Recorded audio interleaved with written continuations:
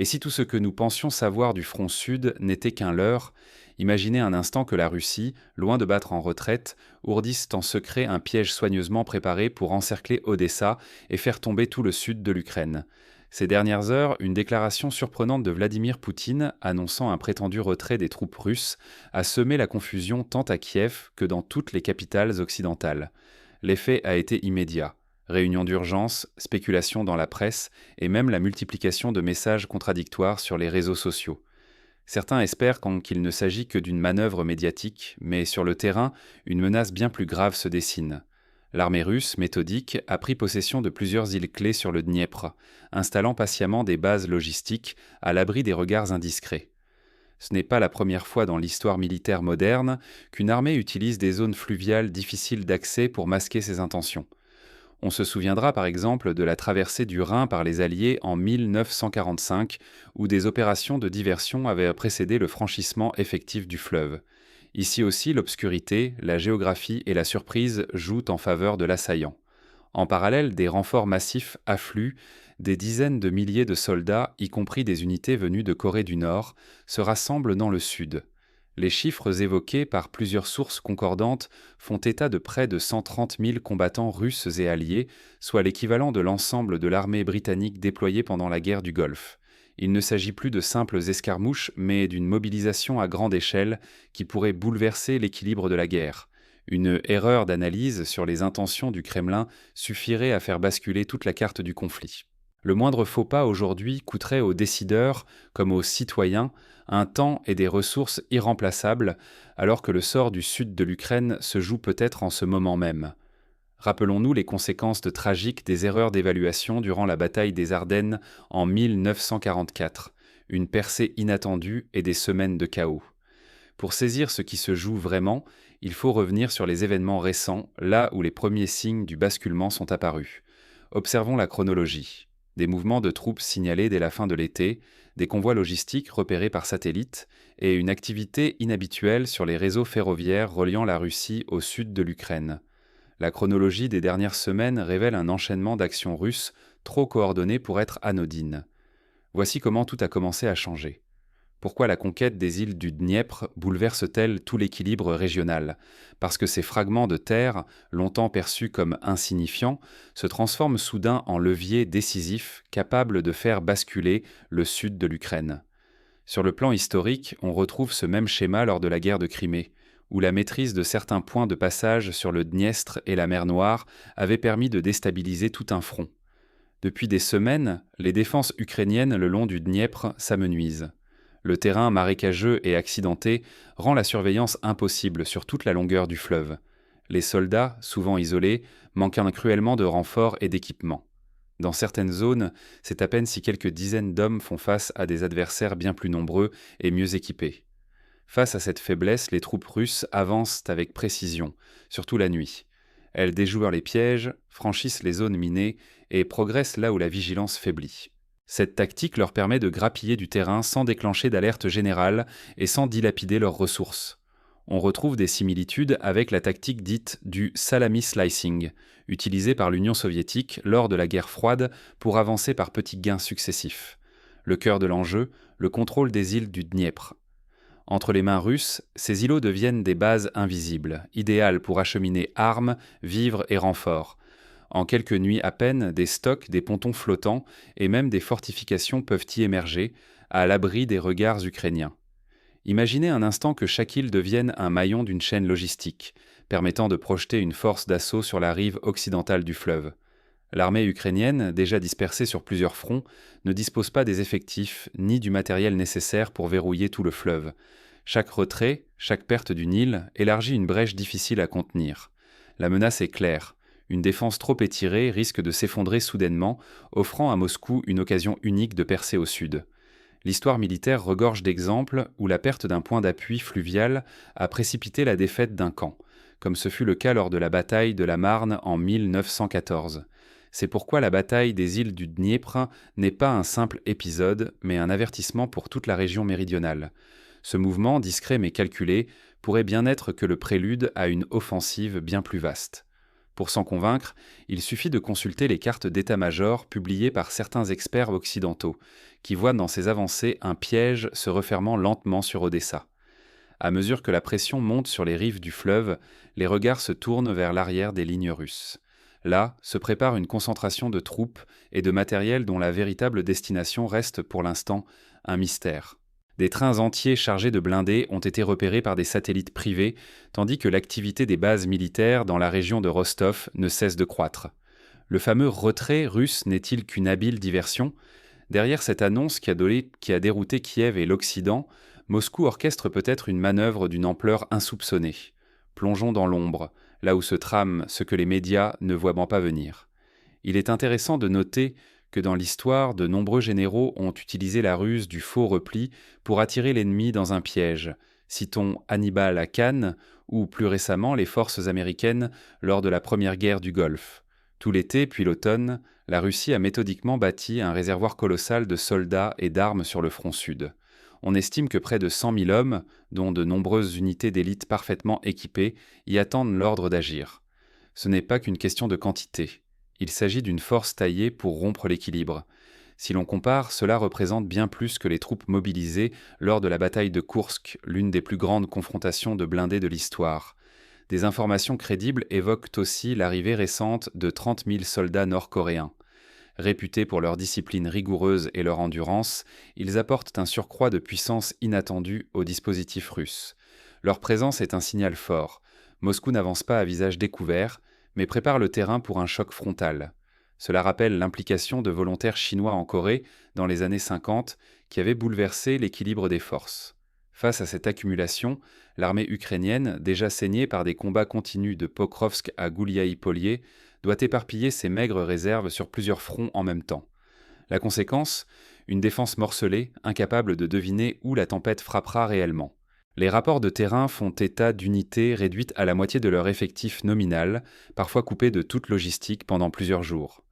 Pendant ce temps, des signes de préparatifs logistiques massifs se multiplient sur les rives du Dniepr. Pontons, systèmes de franchissement, structures camouflées. Chaque jour, de nouveaux indices trahissent la possibilité d'une traversée éclair.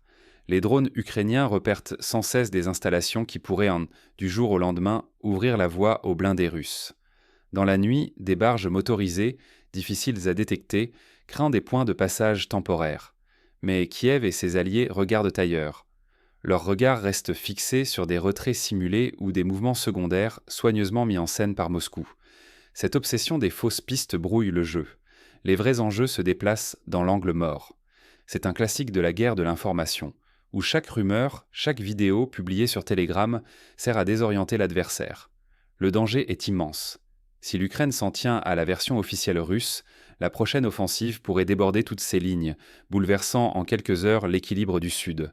Souvenons-nous qu'en 1940, la percée allemande dans les Ardennes s'était appuyée sur des mouvements de diversion similaires. Alors, si cette opération majeure se déclenche, quelles conséquences pour l'Ukraine méridionale ? C'est désormais le sort du sud du pays qui se joue.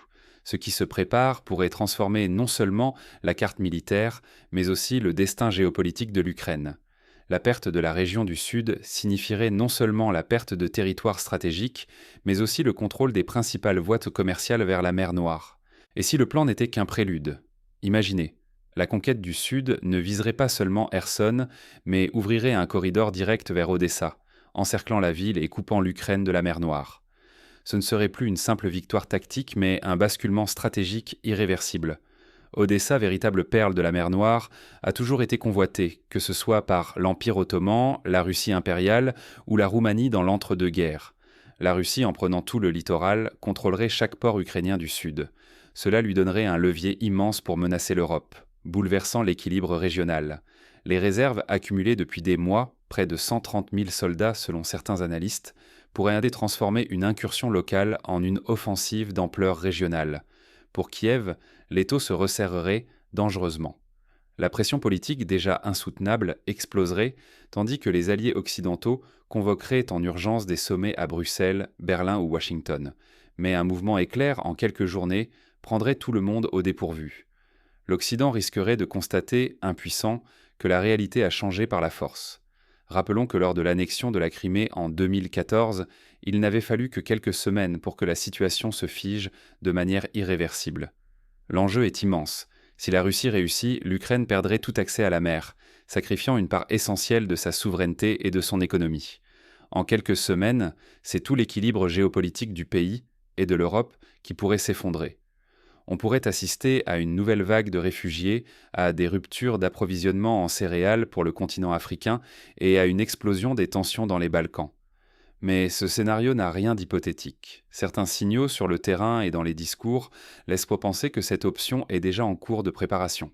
Des analystes militaires, comme Michael Kaufman ou Rob Lee, évoquent ouvertement le risque d'une opération amphibie massive sur le Dniepr. La véritable force réside dans la capacité à voir au-delà des illusions, à ne pas se laisser piéger par le décor que l'adversaire installe. C'est le principe même de la guerre hybride, où la frontière entre la réalité et la perception devient floue. Sous notre regard, la Russie orchestre bien plus qu'un simple déploiement de chars et de troupes. Elle tisse, avec une précision inquiétante, un filet mêlant pression militaire et guerre psychologique, destiné à brouiller les repères, semer la confusion et pousser ses adversaires à douter de chaque information. C'est un procédé déjà éprouvé lors de la guerre de Géorgie en 2008, où de fausses annonces de retrait avaient précédé l'assaut final.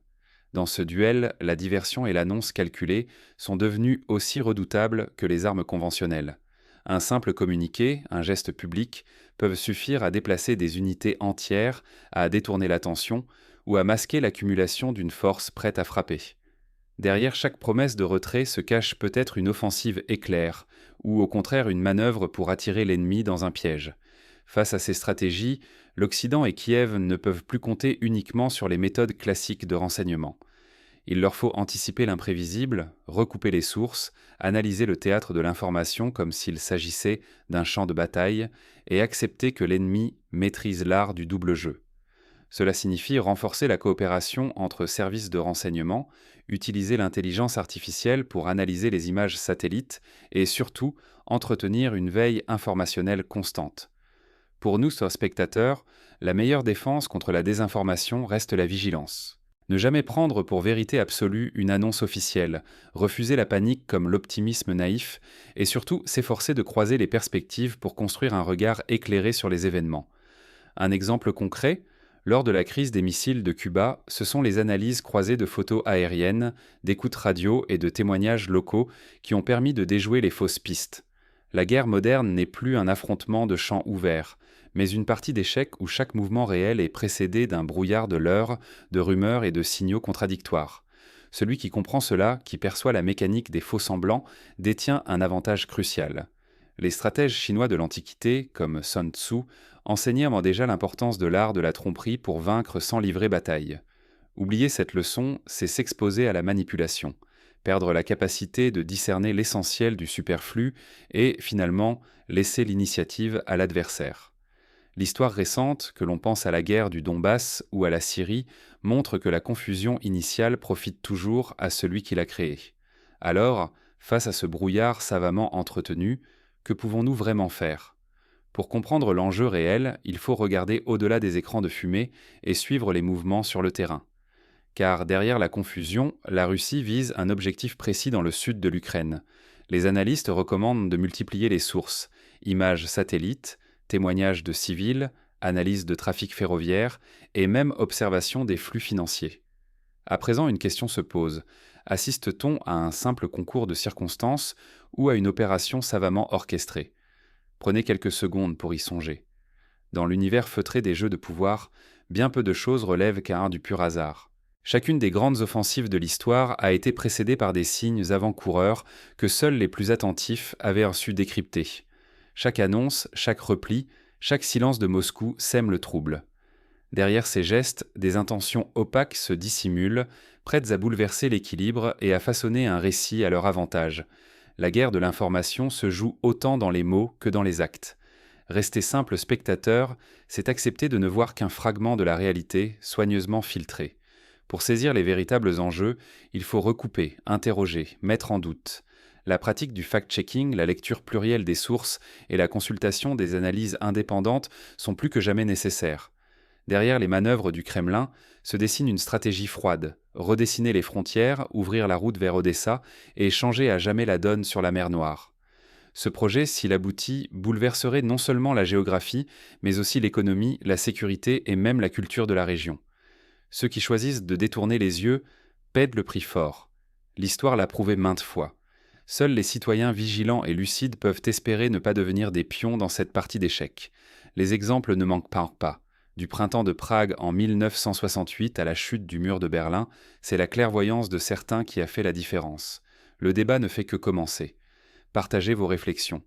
Restons sur nos gardes et prêts à comprendre les prochains mouvements. Gardons en tête que, comme le disait Churchill, celui qui ne connaît pas l'histoire est condamné à la revivre. Soyons attentifs, exigeons la transparence et refusons de servir de relais involontaire à la propagande. À vous la parole, la suite de l'histoire s'écrit aussi dans la lucidité collective.